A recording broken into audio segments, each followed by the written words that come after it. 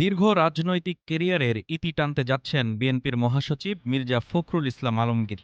২০২৬ সালের নির্বাচনের পর রাজনীতি থেকে সরে যাবেন বিএনপির এই হেভিওয়েট নেতা। গতকাল বিএনপির প্রার্থী ঘোষণার পর নিজের ফেসবুক পেজে এমনটি জানিয়েছেন মির্জা ফখরুল ইসলাম আলমগীর। আসন্ন জাতীয় সংসদ নির্বাচনে ঠাকুরগাঁও ১ আসনে বিএনপির মনোনীত প্রার্থী হয়েছেন দলের মহাসচিব মির্জা ফখরুল ইসলাম আলমগীর। দীর্ঘ রাজনৈতিক জীবনের এক বিশাল অধ্যায় পেরিয়ে এবারই হয়তো শেষবারের মতো ভোটের মাঠে নামছেন তিনি। নিজের ফেসবুক পেজে তিনি লিখেন, এটাই হয়তো আমার শেষ নির্বাচন। মনোনয়ন পাওয়ার পর মঙ্গলবার নিজের ফেসবুক পেজে এক আবেগঘন স্ট্যাটাসে দলীয় নেতাকর্মী ও পরিবারকে স্মরণ করে এমনটি লিখেছেন মির্জা ফখরুল।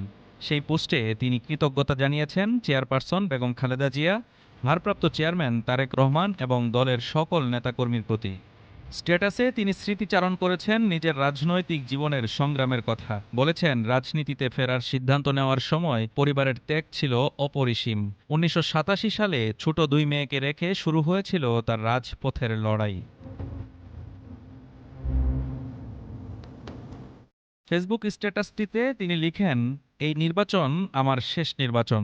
তার এই মন্তব্যে স্থানীয় রাজনীতিতে নতুন আলোচনার জন্ম দিয়েছে। ঠাকুরগাঁও জুড়ে এখন বাড়ছে নির্বাচনী উত্তাপ, উচ্ছ্বাস আর প্রত্যাশা। দলীয় নেতাকর্মীদের মনোবলও যেন নতুন করে জেগে উঠেছে এই আবেগঘন বার্তায়। সামাজিক যোগাযোগ মাধ্যমে ছড়িয়ে পড়েছে মির্জা ফখরুলের সেই স্ট্যাটাস, যেখানে আহ্বান জানানো হয়েছে ঐক্য ও ধৈর্যের। ঠাকুরগাঁও ১ আসনে এবারও হবে এক ঐতিহাসিক লড়াই। বহু বছরের অভিজ্ঞতা, ত্যাগ আর আবেগ নিয়ে শেষবারের মতো ভোটের মাঠে যাচ্ছেন Mirza Fakhrul Islam Alamgir. Desk report, Dhaka today.